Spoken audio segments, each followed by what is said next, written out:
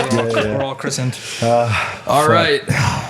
We got Patent Pending, episode 8, a podcast for creatives. By creatives. And today we got Yev. Hi, guys. Thank you for having me. Absolutely. Thank you for being here, man. This is awesome. Yeah. So tell us, where'd you grow up? Very good question. I got two places where I grew up. I was born outside of Moscow. Oh, shit. Okay. It's a small town called Konakova. It's about 2 hours away. And then when I turned 15, we moved to United States. And my second part of teenage years and 20s, I grew up in Baltimore, Maryland. Oh, okay. And then in 2005, we moved to Vegas. What did you guys come to Vegas for? Parents well, my parents, because here in America, we only have like my parents and I am the only child. Mm-hmm. And at that time when my parents like, well, we're going to move to Vegas, I was like, well, I have literally nothing holding me back. Like I had no wife, no kids, just, job, whatever, girlfriend, mm-hmm. Easy peasy. Like, I'm like, let's go. I'll go with you guys. I've never been to Vegas. They've been to Vegas multiple times and they enjoyed it live here. So I was like, whatever, let's go. That's awesome. I was going to say, I do hear on the back end of your voice a little East Coast. I was going to say New York, but I can definitely hear it. So that's why I was curious where your second home was. Yeah, a lot of people say we hear a little accent. Yeah, it almost sounds like New York. It's cool. Yeah, it's like fresh. Bit. It's tight. Hey, how you doing? You can just turn it on and off. Yeah, for sure. We also like to. You guys have any fun stuff we've been working on? Any recent projects? How was your guys' work week? You want to kick it off? So statistically, June is very slow for me.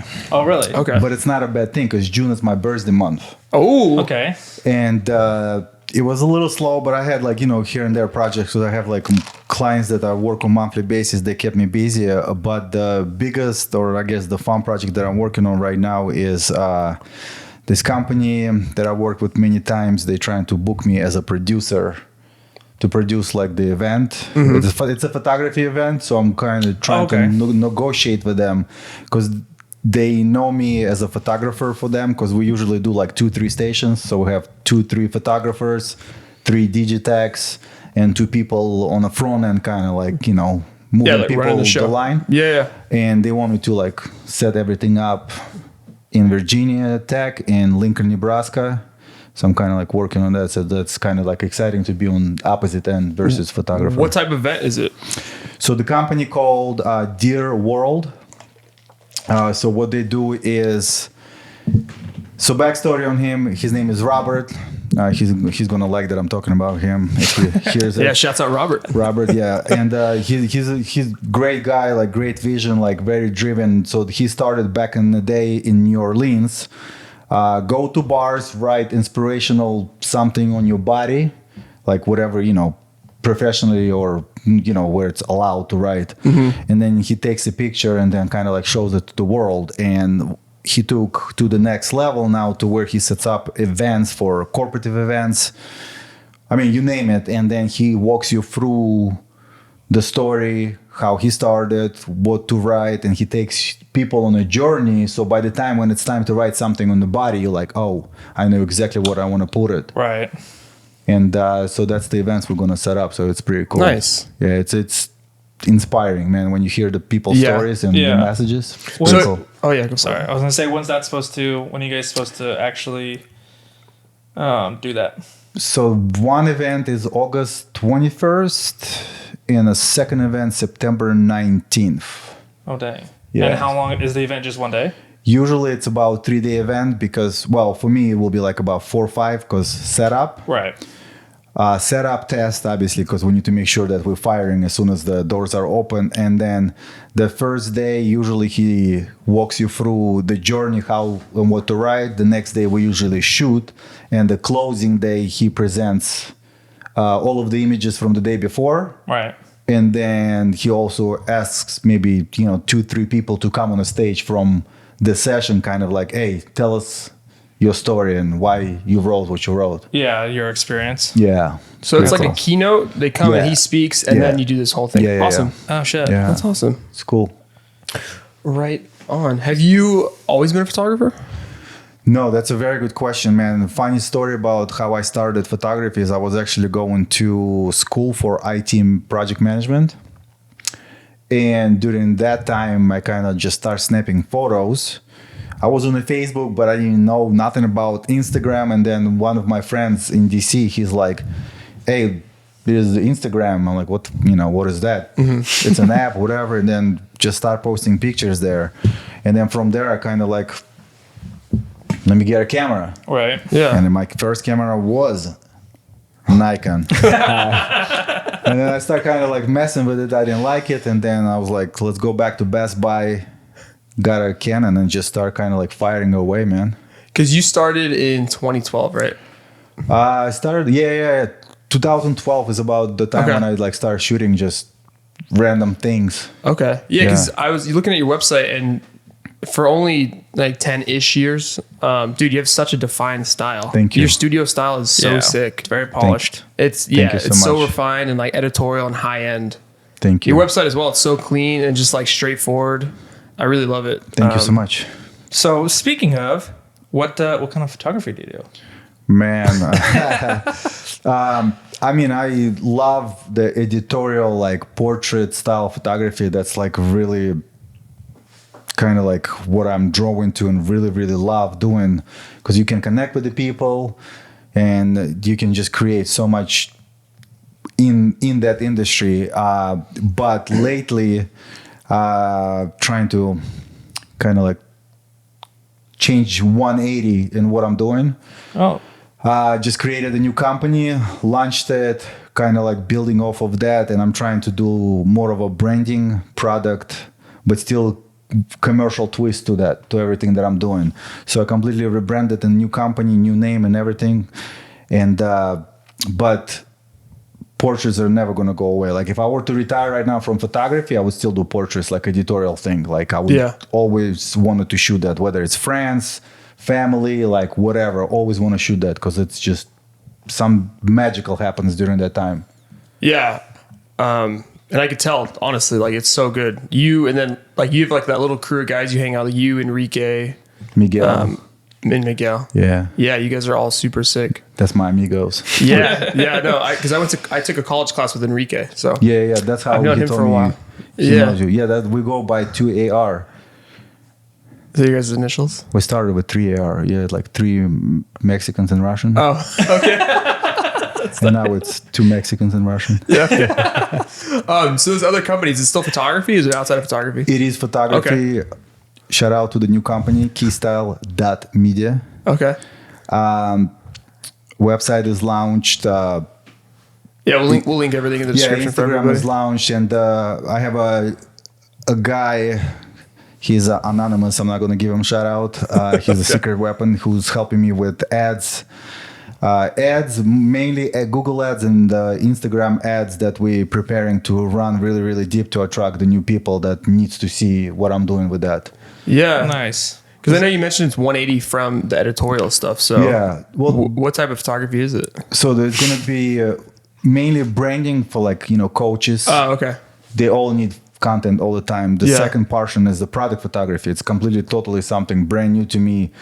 But I'm trying to put like my editorial portrait twist on the photography for the product photography, and hopefully it will separate me from some other people. Right. I get what you're saying. Yeah. Add a little extra tool in the bag. Yeah, and will hopefully give me a little bit more of an edge, because I'm trying to light things how it's supposed to be light, but I'm trying to add like different twist to it. So I don't know. We'll see. Did you have any formal education in photography? Like, or are you just like figuring out lighting as you go, and then? I've taken couple, what are they called? Workshops. Right. But mainly it's just trial and error, kind of like just shoot it. I've purchased couple of classes for couple people that like I admire and wanted to see how they do it. Back in the day, I was watching this thing called the Creative Live, when they were like broadcast live stuff. That was kind of like actually very powerful, because you can see it as they shoot instead, and you can ask the questions as they shoot, to where like, you get real time instant feedback. Yeah, you can purchase the class later, but it was literally free to watch it, and it was, that's kind of like my education comes from, and mainly it's just literally taking picture of every single thing that you see, and then start editing the flashes and experimenting. Yeah. Have you done a workshop yourself, like teaching? I've done one. It wasn't super successful. I mean, I'm busting my own balls here. I didn't plan properly. Okay. Didn't advertise properly. I do have actually space now, and I am working on making a presentation and kind of better plan for the workshop. So hopefully in the next maybe 6 months or so, we can kind of like do the ads for that as well and let it go. Because I have a space where I can bring about safely, properly, to where everybody can get what they need out of it, about 20-25 people. Oh, dang. Yeah. That's a good amount of space for 20 people to have their own little area to shoot, and then... Yeah. Yeah, I think because that's we plenty. can, the place that I have, we can split 1, 2, 3, 4... There's 4 or 5 spots, so you can do groups of 4 or 5. Yeah, in each spot. Yeah, and everybody's like, okay, rotate. That's awesome, man. I would be super interested to check that out. That's why I asked. I was like, wait a minute, workshop. Yeah. I'm working on it. It's in the progress. Yeah, that'll be super good to check out, actually. Is there any other facets in photography that you're interested in outside of product and editorial portraiture? Yes. I like this guy. His name is Tim Tater, I believe is his name. Okay. He's also from Baltimore. He does live in LA now, but the things that he does is a sport photographer. Mm-hmm. And then the things he does, conceptual things that he started doing with the NFTs or whatever, man, he's been doing some crazy stuff. And like, I love the way his creative mind works. Like, really cool, man. Like, he's kind of like my lately inspiration. Like, I don't want to be like him, but like, I'm looking at his stuff. You're drawing inspiration. Like, there's definitely those. Yeah, you don't want to be like somebody, but you definitely pull inspiration from that. Yeah, is that what you just said? Probably. No, you got it right. You got it right. Little brain fart there. Well, yeah, Mike just said the same thing. It's all good. So you want to create like NFTs or? No, just want to like maybe experiment a little bit more with like conceptual art, conceptual photography, kind of like, to where, whatever comes out without where there is no like standards, or not even standards, like rules or whatever, to where you just like create whatever just comes out. Yeah. Nice. Well, hopefully it's dope shit. I mean, I think you can create some dope shit. I hope so. I mean, it could be subjective too, right? I mean, I think everything is subjective in that sense. Everything, like even the awards. Like, a lot of people like, oh, I'm award-winning photographer. Well, it's all subjective too. Yeah, for sure. Because it depends who's on the panel. Do you know somebody on the panel who give you a little bit more pull, or like it's so subjective, man? And then it's like subjective to the person that, if you have an award, does that even matter to them? It's like, exactly. You can have an award, go, okay, but I still think that photo sucks. Yeah. But I have an award. Okay. Right. Good for you. Yeah. Yeah, but do you use Lightroom or Capture One? It's like, do you use Mac or PC? That's another great question. Do you have a Samsung, or do you have a... All right, let's go down the list. I know you guys got iPhones because you guys came in as blue. What about you? Oh, yeah, so you have iPhone as well? Yeah, we're dead giveaway. Are you Mac or PC? Mac. Okay, and then you Capture One or Lightroom? When I started photography, I was like, man, Lightroom is magical. Mm-hmm. And then Capture One showed up. Oh, shit. And I said... Lightroom's a piece of shit. Lightroom sucks. But Adobe still gets my money because I need the Adobe suite. Likewise. Photoshop, Premiere. Yeah, I mean, yes, I can use other stuff, but it's because I'm so used to using this in the learning curve to learn something else. It's like, I don't even want to spend time. I just made the switch. Yeah. So that's why I wanted to ask. Capture One? Yeah. Yeah, Capture One is magical, man. Especially the new one just came out. The new update, because one thing was drawn away from, not even drawn, but it was a little bit harder. Like if you shoot some event stuff where you need a quick alignment on on the horizontals. Capture One now has just auto. Oh, really? You just go Okay. auto and it's freaking so quick. I mean, you can do the keystone or whatever the line's called, but it takes more time. But when auto, it pretty much gets it where it needs to go. Nice. Dang. But in terms of a color space, in terms of like tethering and so like in the especially color, man, the color science there, for whatever reason, the images come out so much better. I'm not a technical guy, like, you know, I have an IT degree, but never used it. So Well, it's funny because I would think that you are a very technical guy, Yeah. especially with studio editorial. That's my work. first. I was like, I would consider you very technical. Yeah.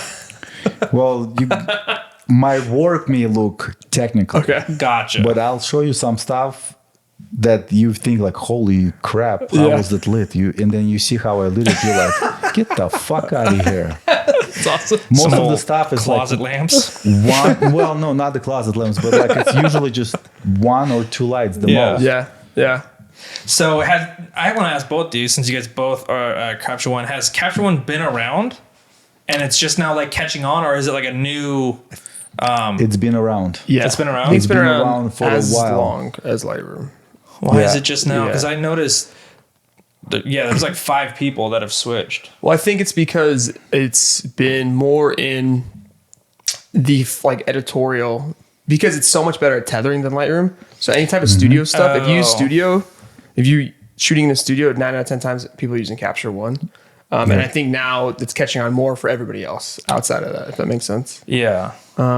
That's how I got caught up on the Capture One, is because I was always using Lightroom. Everything was good. Like first of all, like before seeing somebody tethering, I didn't even fucking know you could do that. Yeah. I was like, what the fuck is this? You can shoot into the computer, right? Yeah. And then I started using Lightroom for it, and the Lightroom would crash.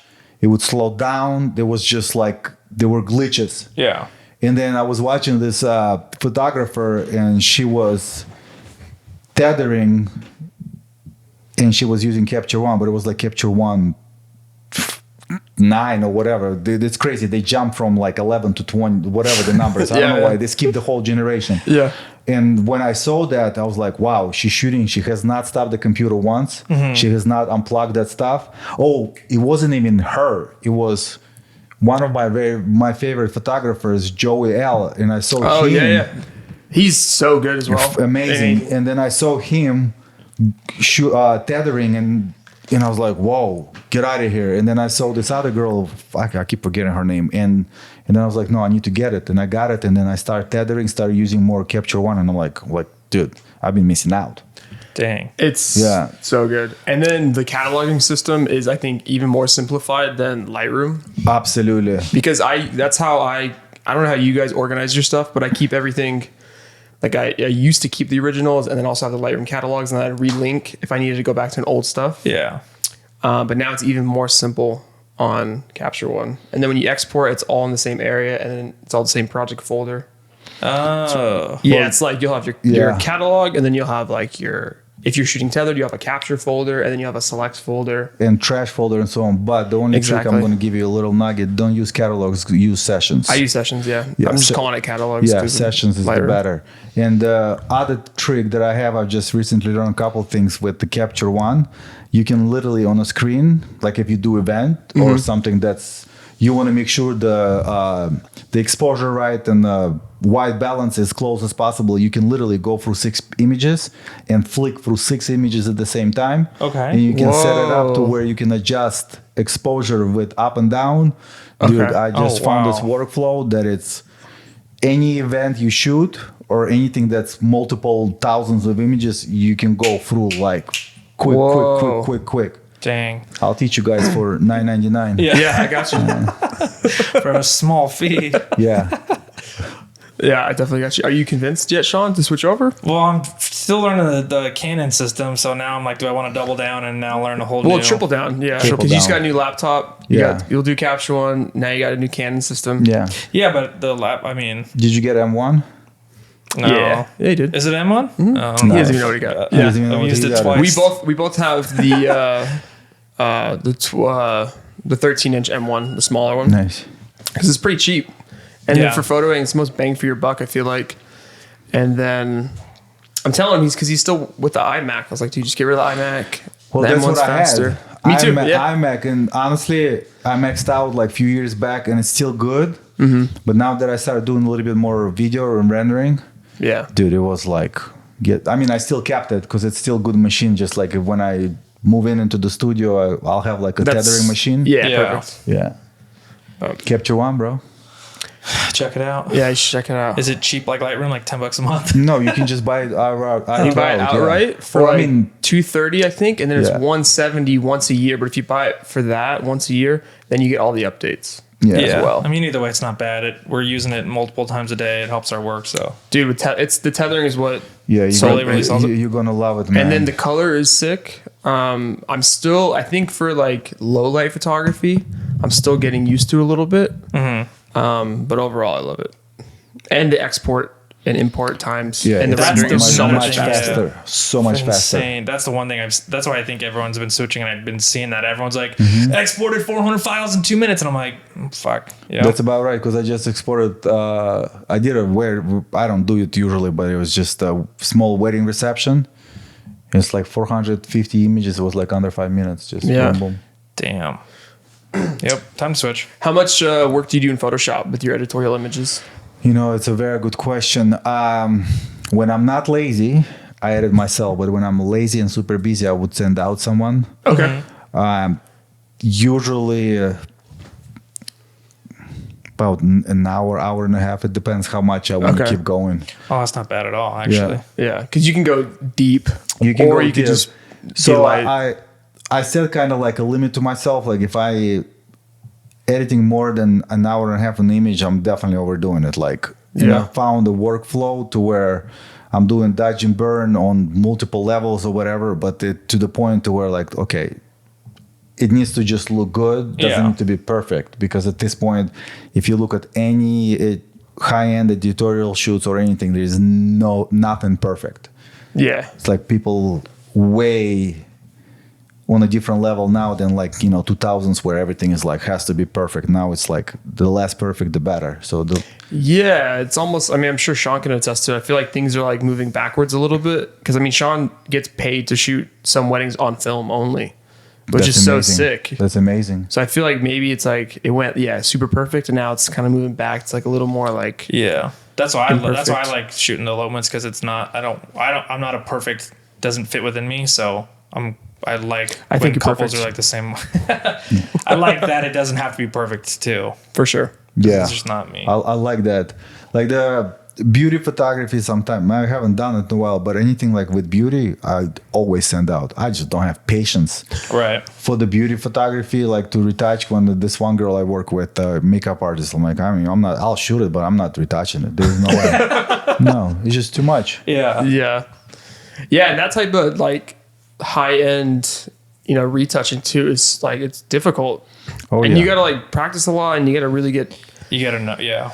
Yeah, like retouching skin and making it look perfect, but not like losing the texture and making it look realistic. And That's the the color. key. Yeah. And the people that do that stuff, they're really good at painting too. And I can't fucking paint. No, I could barely write my name some days. Right. Yeah. Barely got this whole handwriting. Yeah. thing Yeah, down. yeah. I just got rid of the shakes. Yeah. So. X marks the spot right there. So where do you get your work out? Is it word of mouth? Like, because you're not just shooting portraits of everyday people, right? Like you're actually on commercial shoots. You have clients. So how are you getting your work out there?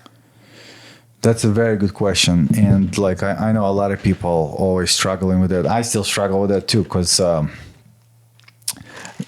networking and word of mouth can get you only so far.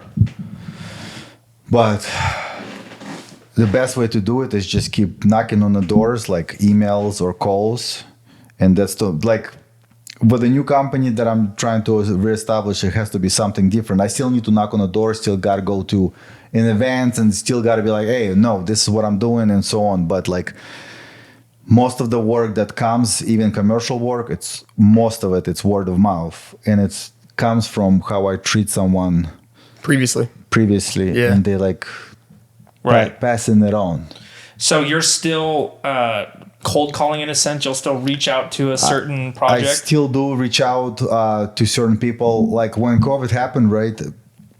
And I'm like, well, what am I supposed to be doing? Like, or everything shut down, it's fine. But then when everything started reopening again, I'm like, well, I need to get back to it. Right. And I just start email every single person that I ever worked with, or if there is a phone number that I had stored from previous jobs, literally start just messaging everyone, yo, I'm still open for business.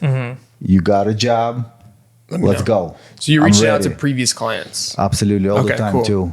And then are you reaching out to people you haven't worked with yet as well? I do as well. It's very hard, very difficult. Well, even to previous clients, it's very hard to reach out to anyone. Yeah. Right. But I feel like the previous clients, there's like ice has been already broken. For sure. It's a little bit easier. They're like, well, we worked with you before. We liked your work.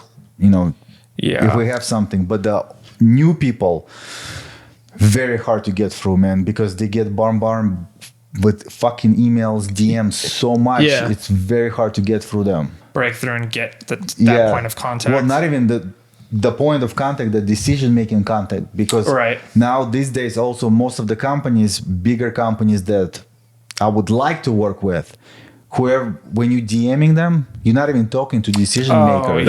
You know, it's somebody from college, social media manager, social media manager, and it's very hard to get through them. Yeah, they're working, on like $20 an hour, $15 an hour. Fucking. You gotta go to the events, man. Yeah, or not even getting paid, like an intern or something, and just like. So you got to go to the events and like meet them in person. You got to go to any kind of branding, whatever events. You got to go and talk to people. Okay. I feel like it's more effective today versus email. Well, obviously you're not going to fly to New York to talk to someone in New York. Right. But like, if you want to network in town, the best way to do it is in person. Yeah, absolutely. Like, it reminds me of that one when you were talking about before reaching out to new clients, and you had asked me, because I used to do that a lot. I used to DM somebody or try to find from the DM, get somebody's email, try to email. I used to do that a lot, and I just got burnt out on just, you know what I mean? Like go. So the hunger part of it is there, like the building blocks are there, but Mike was talking about reaching out to new clients, and it's tough. You're going to get denied 50 times. Well, that's what I've been doing with the Keystyle Media. I've created the script, everything to where it does not look like it's a whatever, automatic or whatever. I mean, I've gotten out of 100 people, maybe 5 replied, we're not looking for right now. Oh, great to connect you. We'll keep you in mind. But out of 5, it has to be more than 100 because I've been like just hammering it down, and it's going back. People don't even see this message because they sometimes getting flagged as spam, and they go where people don't even see it.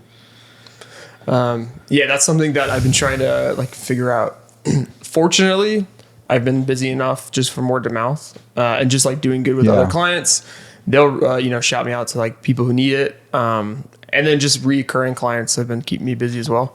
But obviously, I get in the back of my head, I'm always like, oh dude, this is going to run out. Like something's going to happen. Right. Be proactive, not reactive. Yeah, exactly. That's what I'm trying to do as well. I'm trying to build up the pipeline to where, I'd rather keep working and then set my own time. Like, for example, you taking 3 weeks off of not work. I want to get to the point where like, okay, December, I don't want to work. Not because there is no work. No, it's just don't fucking call me. December, I'm going to Disney World. Yeah, you want to chill your kid. Yeah. Every other week with my kid, I just no work. Yeah. And also like June, it's my birthday month. I don't want to fucking work. Don't call me. I'm celebrating for 30 days. Yeah, that's right. 30 days, 31 days. 31 days. When is your birthday? Oh man, June 25th. June 25th. So 2-3 days ago. Yeah. Well, happy belated, my friend. Thank you. Don't ask me how old I am. I'm old. Oh yeah, I wasn't going to. No, I'm just kidding. Yeah. I was going to say 28, but I just turned 40. Oh, congratulations. That's awesome. Crazy. 40 years old. 40 years old. 40 years young. Still dumb sometimes. Oh, same. Yeah. You have to be. Yeah. You can't always be smart. You got to turn your brain off sometimes. Yeah. Yeah. I like that though. I like the taking the time off for yourself, for your family. Have to. Yeah. You have to, because like right now I was trying to create something, just personal work with this one guy that I like to shoot with, and then I was going to shoot this week. And as I'm like trying to look for inspiration, I'm like, dude, I'm so burned out. Like I can't even come up with the concept. So I'm just literally on the way here, message him. I was like, dude, I'm actually taking a week off right now. Let me brainstorm and we're going to create something dope.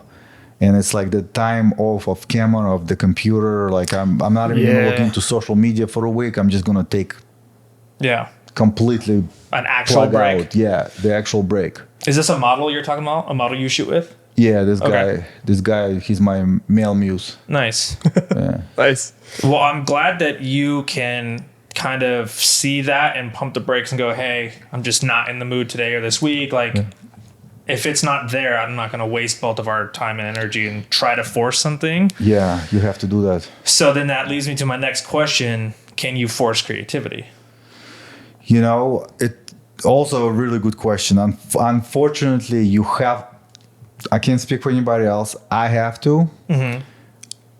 I have a project on a burner right now, standing right there. And yesterday, I'm like, well, because the client needs shit no matter what. Whether you want to create, whether you want to take one photo or whatever, like they need shit, right?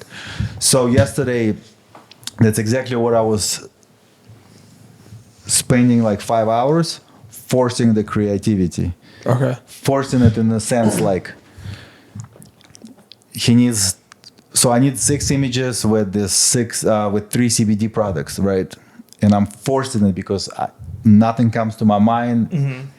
And I'm like shooting. I don't like it, but I've shot it. I don't like it. I'm also like questioning it. Are they going to like it? At the end of the day, I'm going to shoot this 6 images. I'm going to send it over. If they don't like it, well, I guess I'm going to have to reshoot it again. But for me, when I'm forcing stuff on the days like yesterday, it's just like 50-50 chance they're going to like it or not. Yeah, so this is like a recurring client. Yeah. So that's where it can be forced sometimes because they always need it. Yeah. Yeah. It's a little bit easier, or like even for weddings, because I used to do weddings too. On some days you like, I don't want to. This is the last thing I want to do. Like, I don't want to go right now. Especially weddings. You're like, I don't want to be fake happy. I don't want to put on. That's my whole thing with weddings. It's like, I don't mind shooting the wedding. It's just like, it's like you have to be a conductor. You have to conduct them. You have to 100%. Yeah. It's like some days I got diarrhea, man. I don't want to do this. Right. And that's the toughest part is, because it's not just like, if you're shooting music or, well, in your case, you can't really have an off day either because you're literally dealing with, you and that model with that client. But sometimes you're just like, I don't mind shooting, but I don't want to deal with the social aspect of people. And, you just have to power That's through what's kind of cool with music and stuff too, because you can put in earplugs and just do your own thing, and they're like, "Okay, cool, do your thing." You're not talking. Same thing with sports. You're not talking to anybody. Like, hey, hold on. Redo that. Which helps me be more of a hermit, which might be counterintuitive sometimes. Sometimes it's just like I get on the autopilot type of thing, and just like, okay, I know why I'm here. I know how to get decent job done. Let me just get through it and get it done. Because I've also like recently learned, like, if I do an event, out of 500 images, I cannot expect that every image out of that 500 will be perfect. Yeah, right. It's fucking realistic. Yeah, and two, sometimes with events, like the client doesn't even care about how perfect each image is. They just want quantity over quality. Oh my god, dude. Lately, over this last whatever happened in the last year, they don't even care about quality. They just like, you give them 1,000 images, they're like, well, can we get another 1,000? Well, shit. Like, dude, no. Like, next event, I'll shoot a little bit more. So but because to them it's like, especially events and like corporate businesses who will hire you for an event, they're very like ones and zeros. They're like, oh, we gave you this amount of money and we got this amount of images. Instead of having 100 perfect images, they'd rather have 500 mediocre images, because in their eyes, they're not looking at how perfect the image is. There's like a monetary value. Gotcha. So they're looking at more so the value. Yeah. Wow, we had it for 5 hours. We got 600 photos versus yeah, you got like 50 really, really good photos though. Yeah. And it's like, and then 9 out of 10 times, like, I don't even know if they're going to use all these images, and then what would they use them for? And it's like, And they're all the same. Like if Yeah, it's all this clearly the same event. if there is a guy, one guy is on a stage for 2 hours, Yeah. like We're in the same thing. You know, it's all the same. same thing. And especially if he doesn't even walk, Yeah. you're like, well, okay, you got 600 images on the stage. yeah. And like, what are you going to use them Yeah, for? you're using every focal length you have to Right. try to Yeah, switch just- it up and make it different. Anybody got 500? Yeah. I already used my 70 to 200. Yeah, it's But I got wide. I got close. I got mid. yeah. So that's like you have to like almost go into it knowing how the client might be. Yeah. And you have to like you have to check your perfect your perfect wanting. I don't know. You get what I'm saying? Yeah. I've learned that no matter how much you give them, no matter how much you Yeah, tell them, they always want more. You can more. always, you could always give them more. Always more. Always give them more. Yeah. Or like this lady hired me for this event coming up, I think July something. She's like, well, we need images like almost right away. Can you give us like, unedited images? I'm like, no, I don't do unedited. But if you do want them within 24 hours, give me some more money. Yeah. She's I'll turn like, around for you immediately. Oh, you can do that? I'm like, yeah, Yeah. I'll do that. But See how this whole money thing works? right. I was like, I have to put everything else on the burner. Yeah. My turnaround time usually 7 to 10 days. She's like, okay, no problem. Just tell us how much. I'm like, where's all my clients like that? Yeah. Exactly. Yeah. That's funny because we had, I think 2 episodes ago with Ashley, I had asked Mike and Ashley if they shot any projects where they're just shooting and delivering RAWs. And so he says, yeah. I've shot that before. I've said, certain gigs. Yeah. Very certain gigs. Yeah. Okay, in your case, you're a little bit more Very selective. little, but they also paying you for that. Right. It's not just like Cheaper because you're not editing. exactly. They add to it. I've shot recently for this man. I don't remember the name of them. I'm not gonna give them shout out anyways. Yeah, they don't know. This company also, because they hired me to do like a bunch of branding stuff, and it was like a whole day shebang. And the way I quote them, if I would edit myself, I would make like X amount of dollars, and they're like, well, what if you don't edit? I'm like, well, if I don't edit, you guys just give me like 30% less if I were to edit, because I wanted to kind of be a little bit reasonable but fair. And they're like, yeah, no problem. I'm like, okay. Yeah. In my situations, it's always sports photography. It's always sports photography. So like if I'm like transferring live to an editor, Yeah. then he'll edit it so that I'm not editing it. Or for instance, I did like a editorial shoot for the NFL for the Raiders media day. Yeah. I And saw that that. one's like, they don't need me to edit it. Right, you know? right. So those are the only situations, but like a personal client, How was that experience? it was very cool. It was also it was very nerve wracking. Those bigger shoots, man. It's like, and then it's crazy too with these bigger clients. I feel like I get less information. They just expect you to like do it perfectly, So I have to like pull out information of them. Otherwise, they're just like, yeah, dude, like you should know how to do this. You should know how to do this stuff.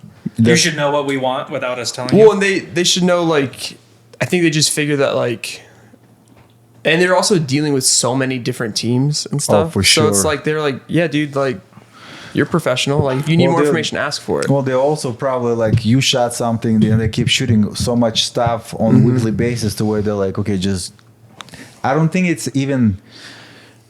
They don't want to give information because they just do this shit on weekly basis to where just go shoot and get out type of thing. Like we don't just get it done. Yeah. But it was awesome. It was a good Nice. time, and I'm pretty proud of myself. It was, That's good. yeah. Yeah, the light setup, whatever you shared, looked pretty good. Oh, man. thanks. It was, it's pretty standard. Just like 4 light, key overhead. Yeah. With a 6-foot umbrella, 2 rims, and then a fill. Pretty standard stuff on a gray background. Dude, I'll share one quick experience. So I worked at Mr. Olympia one time. Okay. Insane, right? Yeah. I had the back pass, back whatever, back door, not a back door, but Full access. That's it, full access. And I've never seen so many lights on one picture. Mm-hmm. His name is Pierre Bernard, a photographer. He does probably every single fitness magazine cover that you see. He shot it. Yeah, really? Most likely. Yeah. and he was shooting the, before they go on the stage, all pumped up. There was 1, 2, 3, about 10 to 12 lights. Okay. Damn. It was crazy, but the reason why he used so many lights is because they were on a lower power, so the recycling time, so that way he just out. Because just like back to your point, you have 10 seconds with each athlete, and you better fucking nail it, because otherwise you're out. Yeah, it's crazy. And then this other guy actually took his workshop. He shot Mayweather, he shot Pacquiao for their fight, and it was the same thing. He had with Mayweather, he had 5 seconds. Yeah. Dang. 5 seconds. So they brought a guy exactly the same height, exactly skin tones. Right, just to nail everything. Just to nail the shot. He out, and he's like, okay. He didn't even say, I don't want to knock anybody down. He didn't say hi, nothing. Literally out. Done. Yeah. Count to 5. He's out.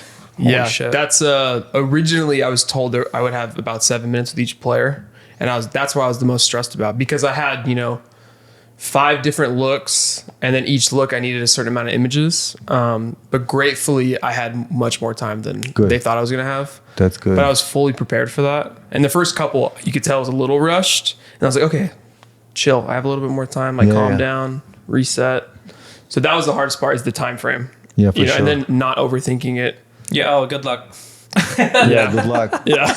lose my sleep over Not that. overthinking it, huh? I don't know. That work? That's just water. It's fancy water. Okay, for those that may see or may not, I am about to drink liquid death. Mountain water. This is fancy as hell. Yeah, we got to bring out the nice stuff for you. We can't, Wow. Can't do a podcast without our Holy water. Shit.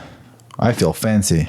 Well, cheers, guys. Cheers, my man. Looks like I'm drinking beer. By the way, I don't drink. This is water. For let the record state.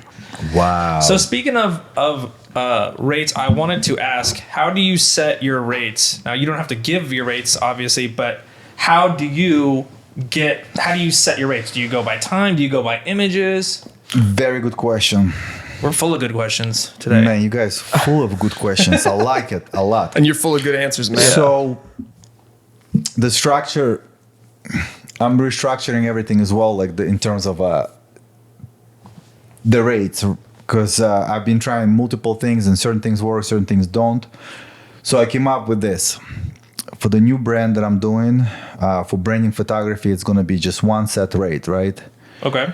Where you can have 2 looks, for example, but I don't want to put time limit. Gotcha. Here's why. So on any shoot that people always want to, let me just track back. Every time I get a DM, I call the price. They're like, oh, how many looks? Everybody goes, how many looks, how many hours? Or sometimes people like, hey, what do you charge for 30 minutes? Well, it only takes me 30 minutes to fucking set up. So So what I decided to do is, I don't want to put any times limitations. When I quote the price, for example, for the headshots, I'm like, no time limits. Doesn't matter how many outfits you want to bring as many outfits as you want, no time limit at all. But I'm also not going to keep you here all day. I know your time is valuable. Once we have everything, we're going to get you out of here as efficient as possible, but I don't want you guys, anyone, to feel rushed. For sure. And for the headshots, I usually charge set session fee, and then I add on an $100 per image to edit. Okay. Gotcha. Because post-production also, and a lot of people just give us a raw. No problem, I'll give you the raw, but you're still gonna, this is how I make money, is over editing, because sometimes because my session fee is one thing, but then if somebody buys 20 images, that's an additional $2,000. Right. And for the branding people, it's not just branding people, but even product photography, I'm kind of wearing off to where if the first tier 25 images, the second tier 50 images, the other tier will be let's say 100, and it will be just base price like that. Boom, boom, boom. No time limits, none of that. Once we're done, we out. Nice. Yeah. And then, so for that type of stuff, because I found more with the higher end commercial work, you're doing proofs. Well, for that's just like a branding stuff, or the coaches. For the commercial work, it's totally different. And a lot of people sometimes like, you guys are super expensive in Vegas. Where do you guys come up with these prices? I'm like, what do you mean? Like, I know person in a fucking Kentucky charges 3 times more than me for the same work that I'm quoting you. Mm-hmm. Right. And usually with commercial work, it's the price list, you know, we can break it down to the minimum, but like just as a basic day rate, assistant rate, depending on how many assistants you need, how elaborate the shoot is. Right. I need a digitech. I need somebody fucking watching what I'm shooting, and they're like, well, what's the difference between assistant and digitech? Well, digitech knows what the fuck I'm doing, and they're gonna tell an assistant is helping me to set up or move the light. So I need at least 2 people. Obviously it comes in like if we need more equipment, and sometimes people ask you, well, you're a professional photographer, shouldn't you have all the equipment? Well, not for that type of fucking shit. I don't use that on daily basis. For sure. The stuff that you're requesting. Like, for example, if they need like, 10K light, well, why would I buy 10K light if I'm going to use it once? Yeah. Exactly. And then the biggest thing a lot of people get turned off by is the licensing fee. Oh, yeah. That's something we've been talking about a lot recently. Dude. And I'm not quoting like out of this world. Right. Depends on the company, whatever. Like, for example, I'm not going to say their names, but this bank. It's okay.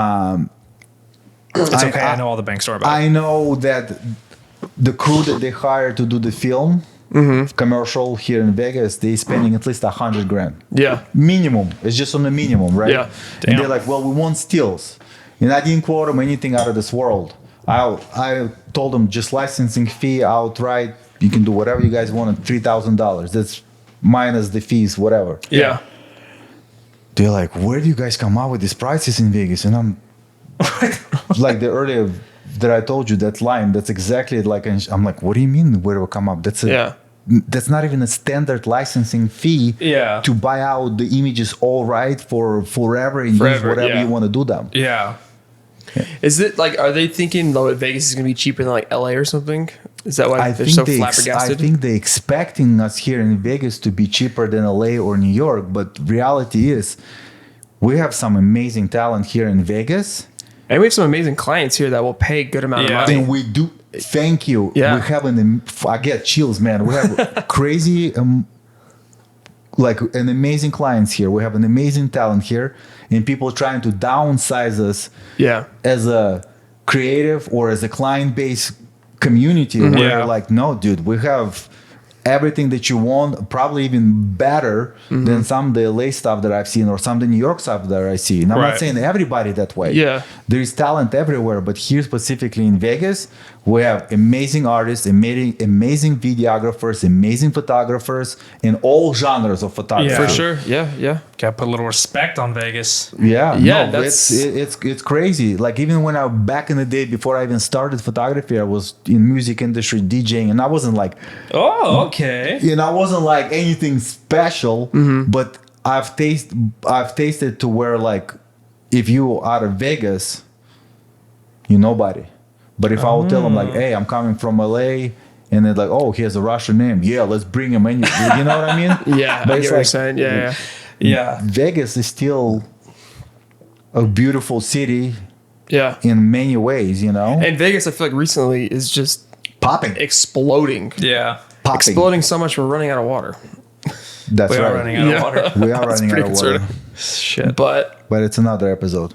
Yeah, but that's the whole idea behind this. It's like we want to like just highlight dope people in Las Vegas and like build a community so we can all help each other. Not us versus them. It's like all of us can like, help each other out, There's enough for everyone. Yeah, Dalton Campbell like told me a few years ago, he's like, there's enough work for everybody. There's no need to be 100%. Rude to each other. You know Dalton? Oh, I know Dalton, yeah. Oh, okay. Dalton's the homie. Yeah. Dalton's a good guy. He's a great guy. I actually want to have him on soon. I met him on a weird corporative gig. I mean, I've known him like on Instagram too, and then I'm looking at him, I was like, Dalton? He's like, yeah. I'm like, oh yeah, what's up? The Spider-Man meme. You're just pointing at each other. You're like, shoot. Is that him? Yeah, he's the man. You? Yeah. What is? Another example. Amazing videographer, man. Dude, the shit. And musician. Yeah, and he's an open book. Like if you Yeah. ever need anything, He's a musician and a book. exactly. Yeah. Yeah. He's creating Yeah. his own soundtrack for his own podcast as he's reading his book. Yeah. But Sick. yeah, do you have you worked with anybody? Like, do you have like a dream client that you'd like to work with, or do you have any, or like have you already worked with your dream client, or who's like your favorite client? Motherfuckers, how do you guys come up with these questions? Did you guys like brainstorm what to ask? Always, yeah. We That's always try to great. come pretty prepared. I like that. I Yeah. like that. Yeah. You guys do your homework. We sent you the outline, but you didn't. I didn't read. I'm a bad student. No, I did read it a couple times. You know, because when I read that question, I'm like, holy crap, how do you even answer that question, you know? Yeah, It doesn't think- have to be a client. It could be a situation. I think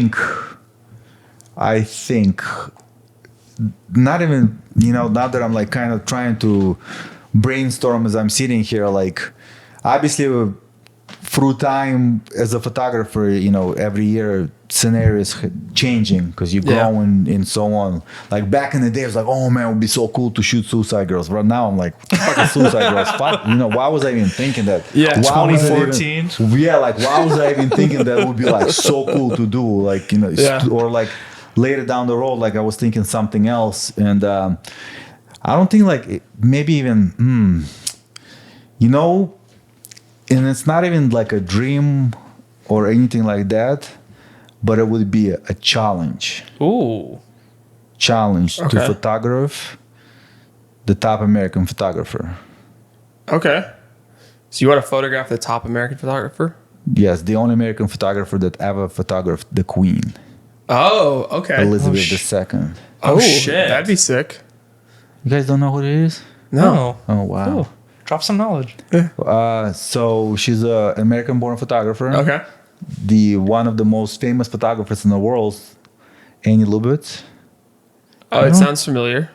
Wow, I'm sitting with two people who don't know who Annie is. No, yeah, Annie. What is it, Annie? I probably butcher her last name, Lubitz, or Yeah, no, it sounds familiar, but I'm not familiar with her work. But the name does sound yeah, familiar. she's the only American photographer who Okay. photographed Queen Elizabeth II. Yeah, Dang. Nice. All right. And you want to photograph her? yeah, that would be That's extremely cool. challenge. Do you have very a- intimidating? Right. Yeah, for sure. Because of the Because prestige. she knows her shit. For that shoot, she had 15 assistants. 15? 15 assistants? Yeah, Holy shit. yeah, it would be just a challenge to photograph her and to deliver the How many image. assistants would you bring to shoot her? Just I would bring every single person in Vegas. Every person you do. I need help. I need everybody. Bring the crew. Bring everyone. But that's interesting. That's an interesting Concept? Yeah, but I like that. That's an interesting goal to have. It's like it's not photographing somebody that's used to being on that side of the lens. It's somebody that is on our side. Yeah. I want to photograph. I like that. Good answer, dude. And she's like, it would be like a child because celebrity. Here's also like in the last few years, I'm like, it would be cool to photograph like a celebrity, right? But at the end Yeah. of the day, the same people like you and I and everybody else. The only difference is like they've been more fortunate in the sense that they were in the right place at the right time to become a Right. celebrity. And I'm Yeah. not talking about the influencers. That's Yeah, totally yeah. different thing. Like I'm talking about like, for example, Brad Pitt. Good looking ass motherfucker. He knows how to act. He was at the right place at the right time. Yeah. That's where he's at now, right? Or like George Clooney or whatever. Yeah. Any top actors.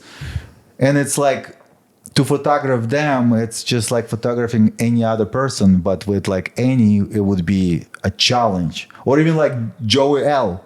It would be a fucking Yeah. challenge to Yeah. photograph Yeah. him because he would be dissecting every single Exactly. fucking move you're doing. Yeah. Yeah. Yeah. You know? Yeah, it's pretty nerve wracking. I photographed a fellow photographer's wedding. That's And wow. it was like nerve wracking because like, the whole time I'm thinking, oh, she's looking at me. She's, Yeah. she's, you know what I mean? right. But And that's why when I asked Enrique or Miguel to photograph my wedding, that's exactly why they said, we're respectfully gonna decline that. Hard pass. Right, Yeah. which I totally understand, you know. And at the Yeah. end of the day, it worked out great because And I'm sure they were there anyways, right? Well, it was COVID, so Oh, Oh. shit. they were there on Zoom. Oh, Right. well, then they were still there. Yeah. Yeah, Yeah. And they're probably like, no, man, I want to enjoy it anyways because you guys are all friends and stuff. exactly. Yeah. exactly. But at the end of the day, we hired a photographer that I always was making fun. If I ever get married, he's gonna be my photographer. Yeah. And he was available, and it turned out So it to be worked out great. for the best. Nice. Fucking amazing. Yeah. Yeah, that'd be super stressful. I wouldn't want to shoot a friend's Yeah, wedding. it's fucking Yeah. because It's you're stressful. like, yeah, they're a photographer, and that's you're thinking the whole time like, oh, they're wondering what my setting is, or if you're like, oh, hold on one sec, just stay there. And they're Yeah. like, oh, so they think And I'm fumbling. in reality, it's probably the vice versa because they're like, I hired you so I didn't have to think about that shit. Yeah. So you could do your own Yeah, thing. yeah. Yeah, because the times where we hire somebody when we travel to like do something, I'm literally like a dude. I'm like, where do I stand? What? Like Yeah. the complete, like I go like total guy brain where I'm like, okay, what do you want me to do? Like No, just like- stand there, and I'm like, okay. And a lot of times too, sometimes my wife likes to point that stuff out. When we're somewhere at the event, oh, he's a photographer too. Like, please don't tell him.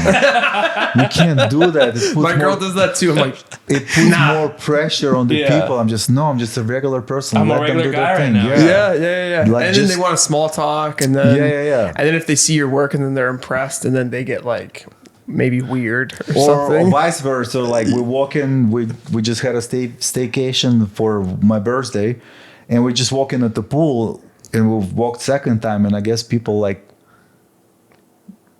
maybe felt vibes that we're comfortable asking us to snap a photo. Mm-hmm. And my wife, they're like, hey, can you guys take a picture? My wife, oh, he's a photographer, he'll do better. I get what you're saying. And now Okay. if I fuck up this photo, Yeah. they're gonna be like, what kind of photographer is he? Yeah, and that's what they Every say. time. Yeah. Because when I take an iPhone photo, I'm like, yeah, whatever, dude. Yeah, I'm see, not. literally, every Take time the I'm like, shit. oh, can you take this photo? Oh, he's a photographer. I'm like, this is an iPhone. This is different. Like, Yeah. okay, cool. Hopefully I got it. Yeah, it's wild. Don't come hunt me down if I gave you a shitty iPhone photo. Yeah. Probably did. Probably did, yeah.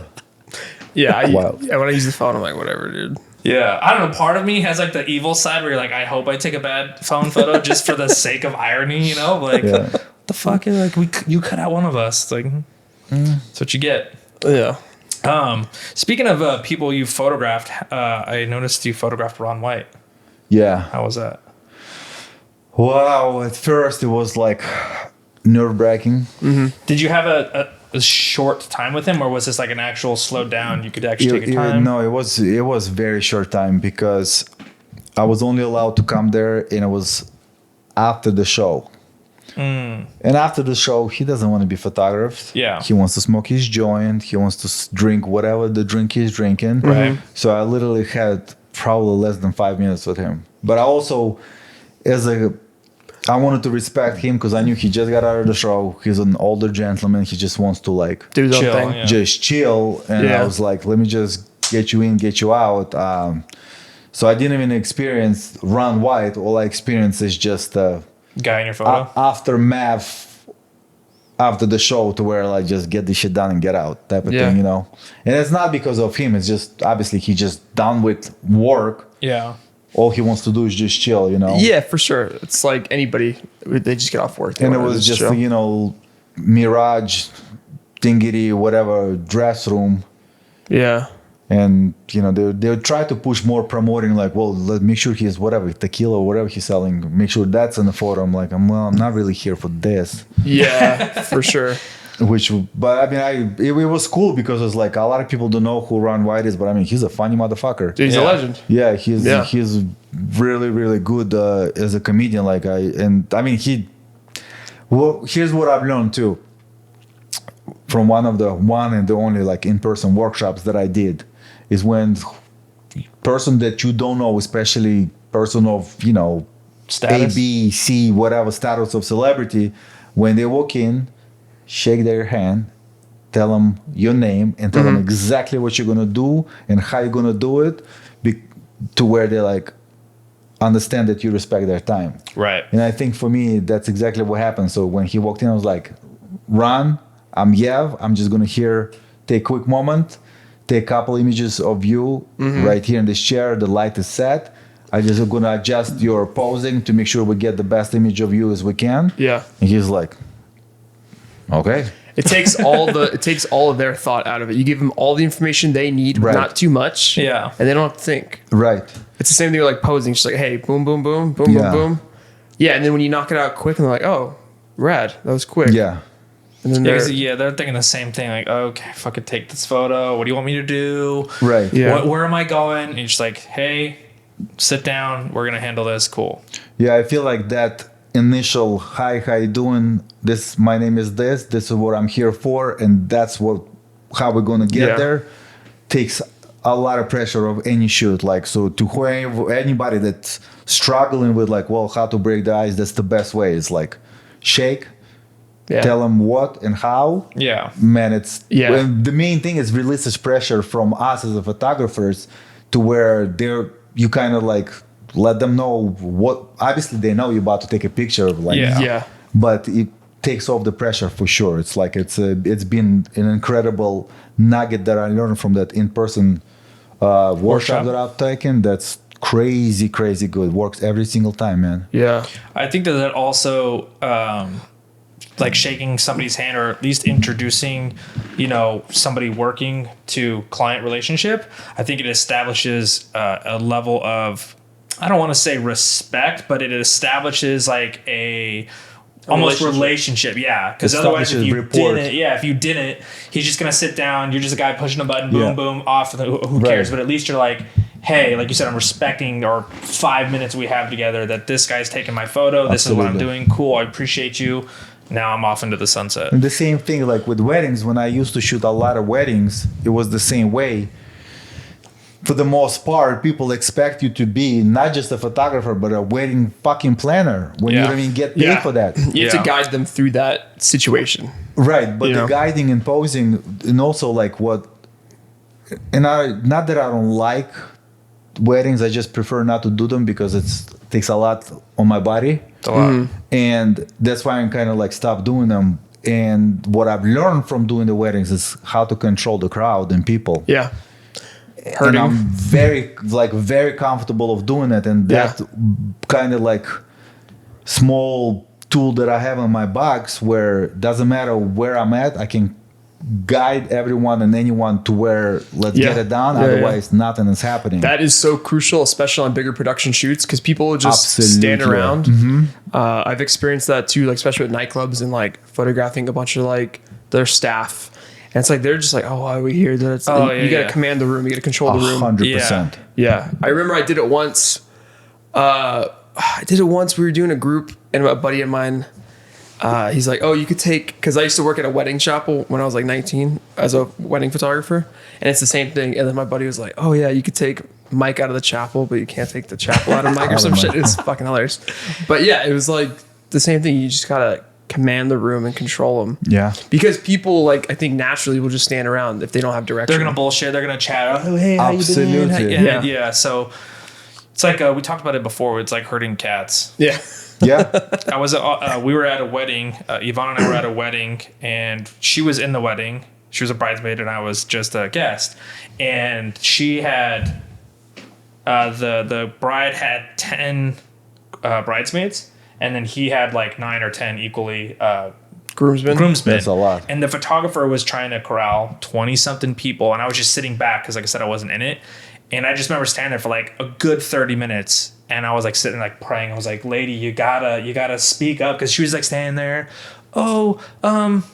And I was just like, every bone in my body was like, oh my God, lady, you got to command these 20 retards. Like, come on. And it took so long just to get like the one group shot. And I was like dying inside of my. I think gotta too, earn their respect. The one tip I can give too with being that is just being almost just being the loudest person. Usually works 9 out of 10 times. Yeah. You either have to be the loudest in the room or know that find that loud person with a friend, because that's what I'll do sometimes too. If I can't get everyone, and I'm like, hey, loud friend or loud cousin, get everyone I need and let's get this going. And then they're always like, okay, cool. Works all the time. Yeah. I got a job. And then yeah, exactly. Yeah.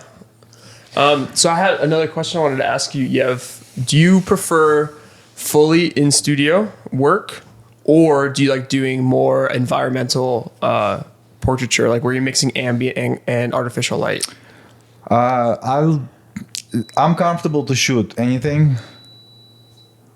Oh, sorry guys, it's just my coffee pot turning off. You're good. Are you sure? I'm just kidding. No, I'm comfortable to shoot anything, but I enjoy environmental. Okay. Because you can kind of like place, because in the studio, like, white wall, whatever, red wall, it's cool too, because like I can like a lot of Miguel always says too, like every time I go to Target, I'm like, man, Yev can do this shit in his sleep.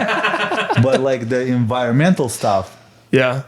like I've worked with this guy a lot of times. Like when I want to do some cowboy stuff, Joe, I've shot a bunch of cowboy stuff with him, and it's all environmental. And every portrait is like, it's outside, but it's lit. Yeah. But I try to not to overlight it, but it shows where the person is. Like, Yeah. you can see them. A little context to the Yeah. background. Yeah. Because that's like something. Because I think that is so much more difficult. Because like once you learn lighting and once you learn studio lighting, you're totally blacking out the ambient light in the room. Yeah. So then you have to mix the ambient light with the artificial light, and then you're matching color Yeah. temperatures with gels, and like it's just so challenging. But it's so much fun. It's fun. Yeah. It is challenging. So like Yeah. if you're shooting, like obviously if you're shooting like in somewhere warehouse or something where the different lights, that's definitely challenging. Like the outdoor stuff as an environmental, it's a little bit less challenging because Yeah. daylight, it's very Yeah. similar to the strobes. Yeah. But environmental stuff, it's nice because also you going somewhere, and if you like shooting on a mountain somewhere, it's freaking dope. Yeah. Versus just like you said, the white wall or the red wall. Yeah, I mean the editorial stuff, it's all white wall, red wall, or some kind of a gray or whatever, and it's cool too because at the end of the day you're capturing the subject, not the wall type of thing. But I don't know, I've shot with Joe on Mount Charleston, I've shot this guy in Ward with his horses too. We shot it on Mount Charleston too, where he's like riding his horse and shit. Man, that's cool. Yeah.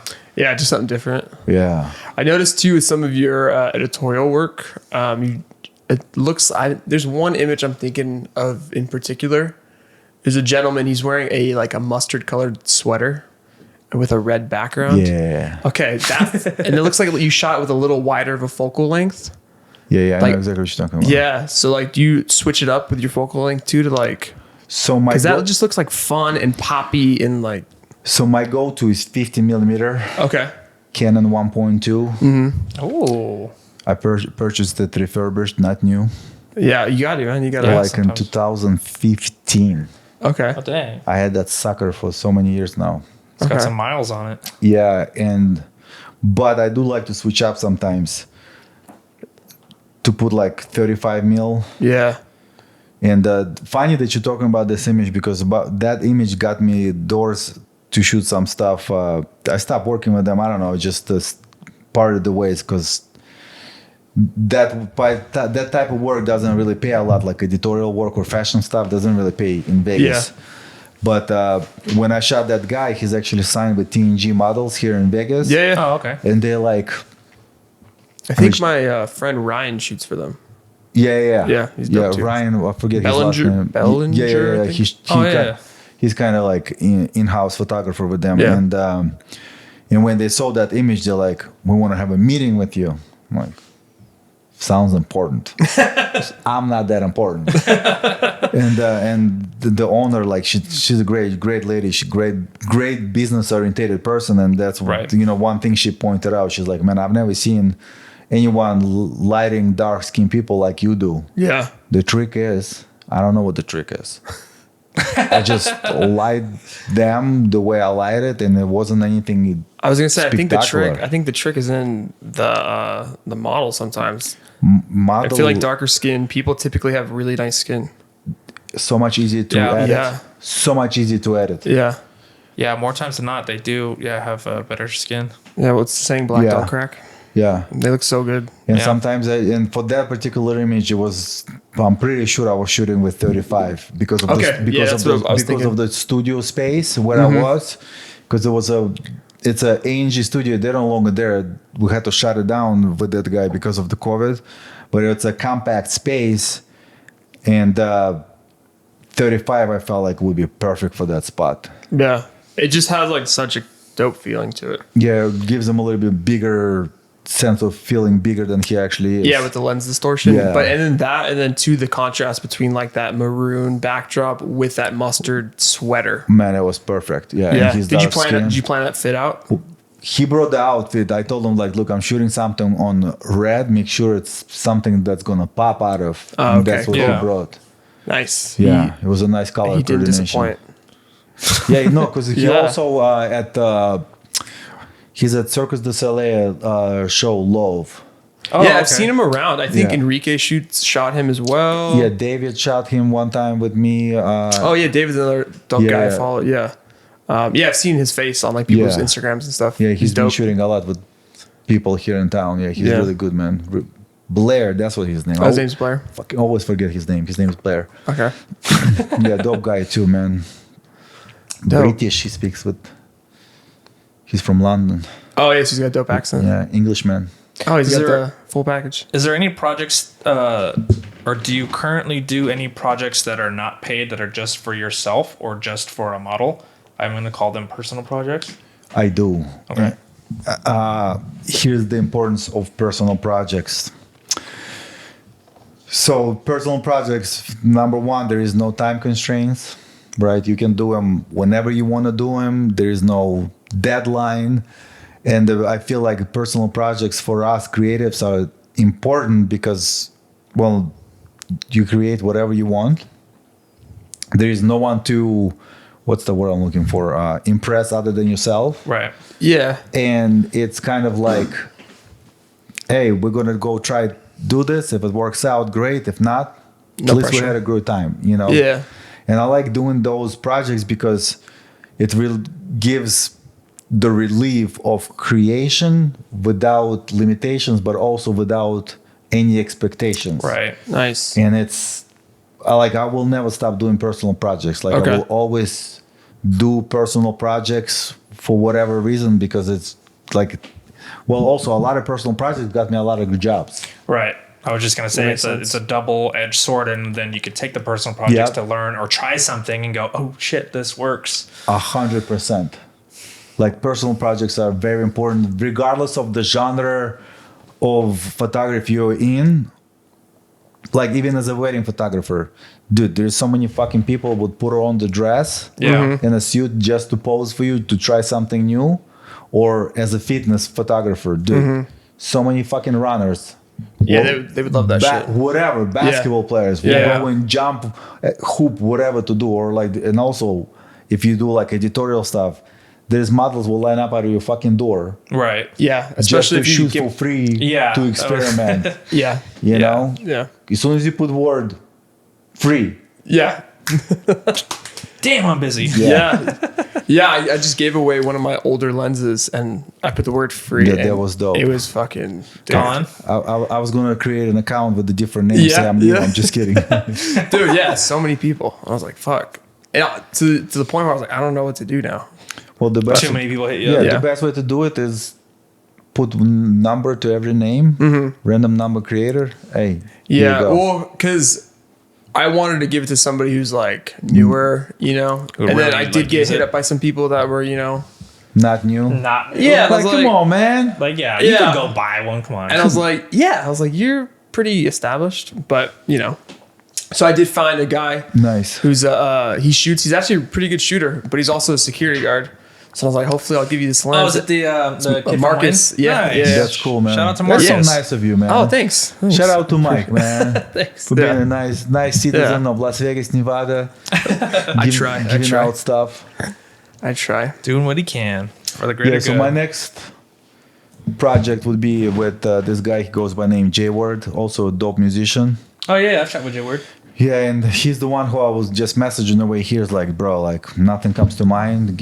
I need a brief moment. And he's my male muse, man. I shot like A lot of stuff, yeah. a lot of time because I'm comfortable with him. He's willing to experiment with me. He never looks down on my ideas and like, you fucking crazy motherfucker.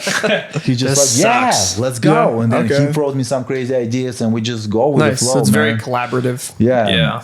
Like we did this one shoot with him. It got in that Vogue Italia, whatever. It's Vogue. Award That's winning. still pretty sick, dude. I mean, I do have 2 awards, but but again, the people who gave me the award, they know me. Yeah. My friends.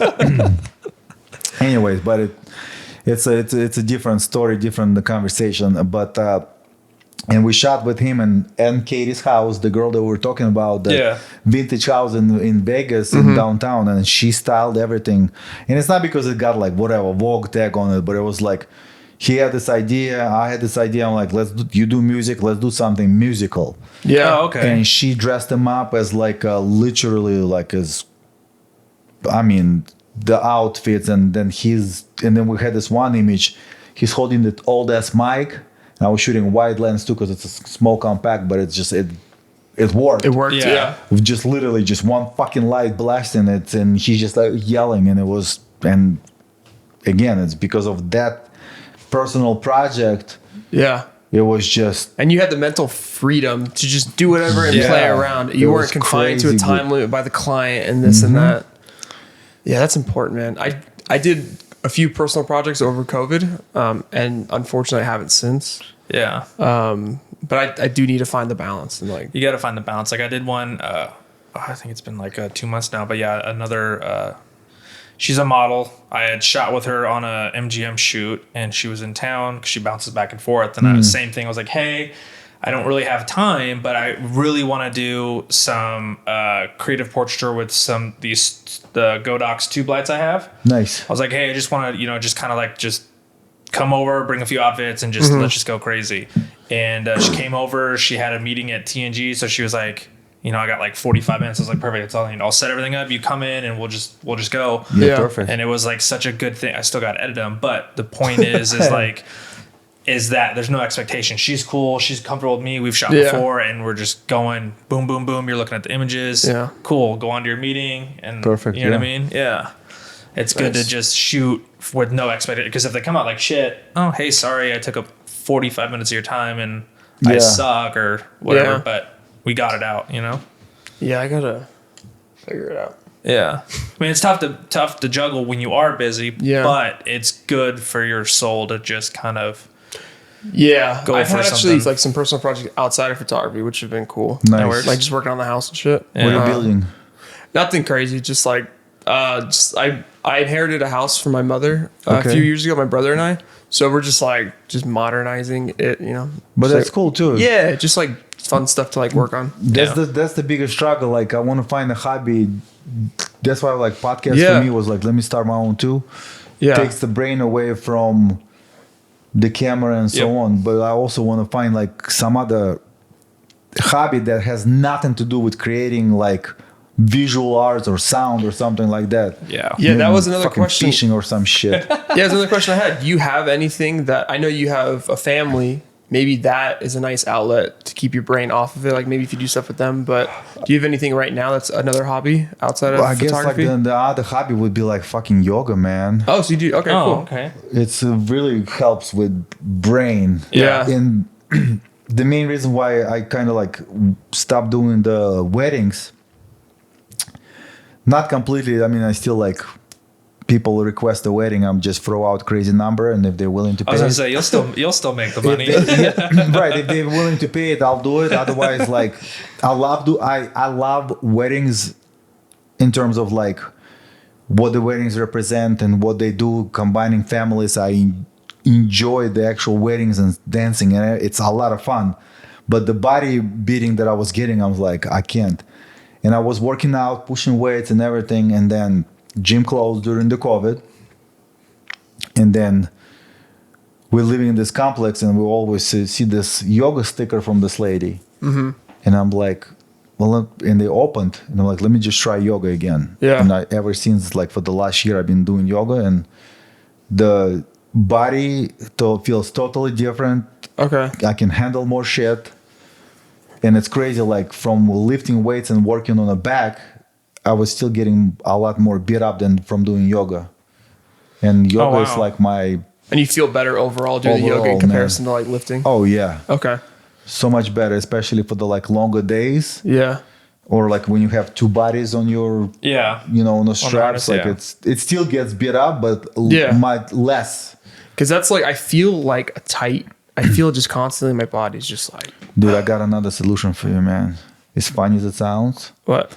So my wife not recently, she discovered a long time ago, but now she actually is trying to go for the certification, like comprehensive certification, like 600-hour type of shit. Oh, dang. Yeah. Before she can even test out. Yeah. Fucking Pilates, man. Oh, yeah. Oh, yeah. My wife's been wanting to do Pilates. Dude. I heard it's like intense. Her teacher practitioner, whatever she called, I don't even know what their name is like, but she's like a top master of that. She's in her classes. And I go to her private. She moves my bones and everything, puts it in a place to where my body feels like I'm 20 years old. Really? I can't, like, dude. Yeah, they're crazy. Crazy plug. Viva Pilates in Viva Henderson. Pilates in Henderson. All right. Yeah, there's one like up the street. Vaughn's been dying to go to. I'm like, just go. Oh, and then she gets like in her head, oh, what about Here's the other the- class? I'm like, you just have to go. If you want to do it and it's as good as it seems, can't like think you about it, just just gotta do go. it. So Yeah. also, gotta be careful where you go for the Pilates. I'm not gonna name anybody's names. Oh. Some of them are set up to where you just come in as like a boom boom intense workout. Okay. But they don't look at you if you're doing anything properly where people getting Yeah. hurt. Like my wife was going to this one studio. She witnessed a woman fell off the machine and breaking her not the leg but the hip. Oh, Oh, shit. shit. It's because there's a 30 people, one student, one teacher. Yeah. And you have to monitor what people do. You actually sure. have to know what's going on. Exactly. Oh, interesting. Exactly. Thanks for that. Yeah. Yeah. I'll tell her. Yeah, I did CrossFit one time and it was kind of like that. We did like a whole beginner's class before we even started.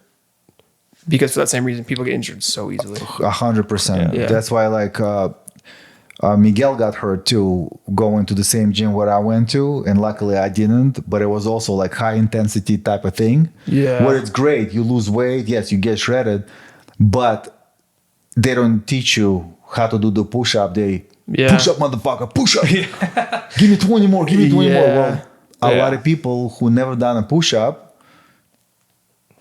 get hurt. Yeah. Yeah. Little too boot campy of just get it done, but Yeah. don't tell you how to do it correctly. Yeah. That's not good. It's like build like a rapport with like the coach. and, like, 100%. Because Pilates is not meant for you to lose weight. It's supposed to tone your body, supposed to keep your body in a healthy shape, help where your bones and everything is healthy. Because it's stretching based too, right? It's some stretch, yes, but like my wife always puts me on a mat, and because she's learning how to practice, how to teach. Dude, my shit is on fire without even weights. Yeah. Like we do some exercises, you're like, holy shit, my arms on fire, my ass is on fire, my legs on fire. It's crazy what no weights can do to you. What was the place you recommended? Viva Viva? Pilates Hold in on, Henderson. I don't have my phone. Via Pilates. I'm Or saying Via? it incorrectly. VIA? Yeah. Oh, Yeah. okay. Via. They're In in Henderson. Good to know. They're on a Lake Mead Parkway going towards like Lake Mead or the Lake Las Vegas. Oh, okay. So Oh, deep. gotcha. Oh, yeah, deep Yeah. endo. Okay. Nice. Yeah, I need to stretch more. I need to think. Yeah. Do you stretch before you bike, or you just hop on the bike and go? I'll yeah, do you a couple bike. boop boop, a little toe touchies. Toe touches. Yeah. Crazy. I alright, used to I'm bike too, man. Yeah. Sold my bike though. Oh yeah. I'm scared to be on the street. Yeah. Yeah, yeah, it's like a hit or a miss. Like I'll go through cycles where I'll for like a few weeks I'll just ride my road bike, and then I'll go just ride my mountain bike. I'll have like a close encounter with a car or something. Like, I'm gonna take a little break. Back And to then the just mountain. back to the dirt. Yeah, but there's nothing like climbing that hill, looking at the traffic light.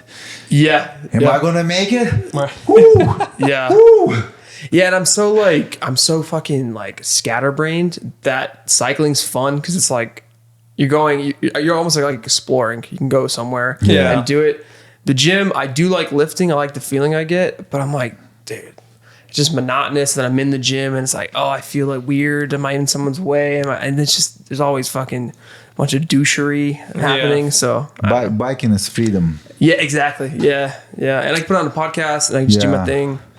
And I can do it straight from my house. Like I don't have to go anywhere. Right. Yeah. Well, you don't have to wait for anybody. You can just get Yeah. on a bike and go. Yeah. Exactly. I like that. Yeah. So every episode we like to ask our guest if there's any recommendations that they have. we have a couple different categories, but typically for the guests, we like to ask them if you have any recommendations that pertain to your craft. So like a technical recommendation, like is there anything that you would recommend that pertains strictly to, you know, like editorial photography, portrait photography? It could be anything like super simple or anything super extravagant, like light capture one and like the tethering, because tethering is so important. Yeah, All right, anything that makes your life or your day-to-day. I'm about to save anyone who's in this industry, who's starting out, who found this podcast and wondering how can you save money. I'm going to give you a biggest nugget. Drop it. Do not ever buy gray card. Okay. Fucking print that shit yourself. Oh, okay. So just print out on a computer? Print out on, dude, create. Here's another nugget. When you print something out, don't do it as JPEG, do it as PNG. Okay. You will not have any, not the lines, but you're not, what is it, the word I'm looking for. You know how when you do the gradient and it has like, you can almost see the gradient? It's pixelated. Yeah.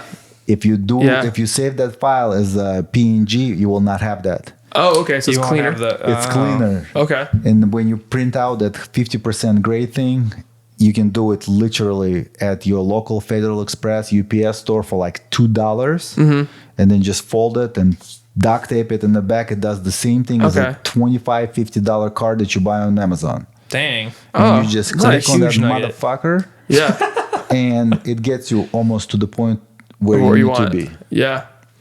That's awesome. For the product photography, you do need that color scheme thing. It's a totally different color science, whatever, because you want to be specific, especially if the, you know, blue shoes or red, whatever, you need it to be exact. But for editorial, like portrait photography, gray card, do it yourself, man. It's like literally print that shit yourself. Save money. Dang. That was perfect. Yeah. Yeah. And there's a lot of things like that, but save money. Yeah. Because I'm also a firm believer, buy once, cry once. Yeah. However, there's certain things, you know, you can modify and save money, and that's one of those things that like you can print 10 of them instead of buying one, and then you lose them all the time anyways. You can throw them away, whatever. You can couple What's them that up. other saying? Buy nice or buy twice? Yeah, for sure. But this is one exception to that, I think. Yeah. Yeah. And then we'll finish with this. Do you have any advice that you would give yourself when you first started photography or you first became freelance? Wow. That's a deep question. It is. That's a really deep question. Oh man. You know, and you guys sent me the question and I was like thinking, and I think the biggest advice that I would tell myself then is probably the thing we just talked about, it like buy once and cry once. And here's why. Because over the last 10 years, I threw away so much unnecessary shit that was cheap, that was falling apart after one use, to where it's like, only if I knew that, I would overall save so much time and so much money for myself. Yeah. Buying a nicer tripod for one of them, or like not having a flash, or just not having a flash and just save money and buy a nice, decent flash, or if you do video, like a really nice light. But mainly the tripods and a fucking light stands, bro. Yeah. I threw away so many of the fucking light stands. Yeah. I can... The shitty black ones, just trash. Just C-stands. And I mean, oh my gosh, like I can probably go back and like on an Amazon or B&H list and just like see how much wasted money was just thrown away. Like, and I know like when I started photography, I wanted to like right away jump into the advanced stuff. But the reality is like, yes, I can still create something beautiful with the flash, but you know, it took that many years to get to that point. Yeah. But like somebody once say, well, you use pro photos. Yeah, but doesn't matter what the fuck you use. But still try to buy and everybody's financial situation is different. And when we started out, we don't know where it's gonna go. Also, if you buy a nicer thing, and if you decided not to go with photography, you can at least resell and gain your money back. Absolutely. Yeah. Yeah, and I mean that's always the tough thing too, is because there sometimes is those like hacks or things where it's like you don't need to buy that name brand, you could buy this and it works out. Right. But unfortunately, we end up learning the hard way, buying the cheaper thing, going, oh well, this one isn't one of those gems. 100%. Yeah. And sometimes you have to just learn that lesson on your own. Sometimes You have to. Yeah, because it's like, the financial situation too. You're like, oh yeah, I'll just get this now, and then in the long run, you're like, Right. And, buy it and twice then anyway. you end up buying 3 of those, the same stands. yeah, You know, like literally, like I went through so many tripods and light stands. That was, and well, some light modifiers as well. I was gonna ask, light modifiers. I feel like even the nicer ones that I have, I don't know about Pro Photo, but like my buddy shoots with Broncolors, and his are just falling apart. Well, modifiers are not for Pro Photo. Fuck that, they're too expensive. Okay. But like the lights itself, Yeah. the reason why I use Pro Photo because they consistent pour out the same amount of Okay. light, and the same light does not Yeah. matter if it's fully charged or if it's like about to die. Yeah. But the light modifiers themselves, Pro Photo overcharging for them. Sorry, Pro Photo, when you'll sponsor me, I'll back you up. Yes. But they are definitely overpriced because you can, as a light modifiers, there are some companies that produce even better ones, because there's this one, Octobox, I guess. Octobox? You can buy that folds and you can travel with it. Okay. And you open up it Whoa. in 30 seconds, it open, versus Pro Photo, you have to put the fucking sticks in and Dude, all I of can't that. believe because I use Photix for most of them, and they're all umbrella style. So it's like pop, Exactly. ready to go. Exactly. And the Yeah. only thing for example, for this one, just get a Pro Photo ring and you're good to go. And it Yeah. pops out, pops in. Okay. And you don't have to put those wires. Like on a strip box, it's easier. It's 4 pins, Yeah. boom, boom. But for this one, it's 12 of them? Yeah, it takes forever. Dude, like it takes so much time out of them, and it's no longer joy. Yeah. Yeah, and that's something I'm noticing too. I shoot with Godox lights, and they are a little bit older. They're not like the pros; they're like the 8600s. Okay. And I'm starting to notice a lot of inconsistency. Like if I shoot 20 times, 20 pops, one light, like the older one that I have, will always like fire at a full power. And I'm like, what the yeah. fuck? And it was happening on that shoot that I did. Misfire I was like, sometimes. dude, yeah, no misfire, and then. Or one won't recharge as fast as the other one, even though it's the same charge on the battery. It's like, dude, come on. Yeah, and that's throwing. Yeah, that's the only thing that with the like a high-end lights like Pro Photo or my other buddy will tell me Pro Photo sucks and he goes with Broncolor. Okay. But it's just it's the consistency. Yeah. That's what you're paying for, is the consistency of the light comes out of them. Yeah. Yeah. Like they are expensive as fuck, man, and I wish I had more of them. But it's never fails, man. When they do work. I mean, when the bulb dies, everything dies. It's just the Right. way it is. But while it's firing, man, On point. always on point. Yeah. Always on point. What's your upcoming work week like? Or you said you were taking a week off. Yeah, so I'm taking a week off, which is another funny story. I got in United States of America from Moscow to JFK, 1997, July 4th.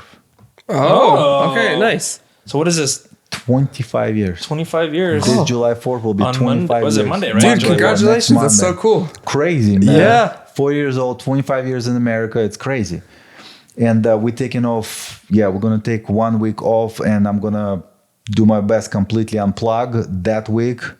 I need a refresher. But this week is not done yet. So this week I'm just struggling with that. The client I have that I'm shooting the CBD products for, but I'm going to get it done. Yeah. Yeah. Going to get it done. Do you have anything fun planned for that celebratory week? I do. We're going to this little town in Northern California. Okay. We call it Village because it's so small. That's awesome. Maybe 5,000 people or less. Okay. Oh, And shit, they nice. on the 4th of July, they're going to have a little parade with fire trucks, the water stuff. Yeah. Just super low key. And then we're just going to take a drive towards Big Sur. Okay. Yeah. I don't know if we're going to make it to Big Sur, but we're going to go at least through the Pebble Beach Yeah. 17-mile drive. Yeah.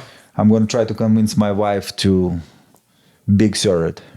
Yeah, it's a beautiful drive. Have you been? It's a beautiful I've drive. been a couple of times. We went there for our honeymoon because everything was closed because of COVID. And but I want to go there one more time just to check it out again. It's a good little Beautiful peace of mind. place. Yeah, just to come out and sit and kind of like, ooh. Yeah. Nice. Well, I think This was a good session. that was awesome. Yeah, I don't even know what time we're at, but like an hour and a half. Yeah. Damn, we've been doing this Sure, shit for an yeah. hour and a half. I know. Wow. That was wonderful. Thank you guys, and thank you Yev so much Thanks for being jumping here. on, dude. Yeah, thank you guys for having And me. then if you have anything to plug, your podcast, your new company, plug away, my friend. Where can people find your let me work? People pull out find my you. list. Yeah. Well, you can find the Your new spacing company out. was the name The of new it? company is Keystyle Media. Okay. The old company is Yev Z photography.com. That's sort of like more editorial type of thing. But the new company and the podcast is on Spotify only. I don't want to do anything else. Also will be under Keystyle Media. Nice. It's only one episode. This right. kind of inspired me to go home and maybe record the second episode. Oh, okay, Oh, cool. nice. Look Yeah. at that. So we'll see. But yeah, just mainly Yev Z Photography, Keystyle Media. Thank you guys for having me. This was a blast. Yeah. Thanks Nice. for jumping on. We'll talk dude. about some cool stuff. Yeah, I think we covered a lot of cool shit and a lot of technical stuff that I think people might have questions about. Yeah. Yeah. If I you know I guys- did. Yeah. That's why we asked him, right? Yeah. Those are Yeah, if those you are guys good. have any questions, send the DMs. All right, Slide cool. into Slide DMs. into his Slide DMs. in there. All right, man. Sweet. Thanks, guys. Thank you so much. See ya.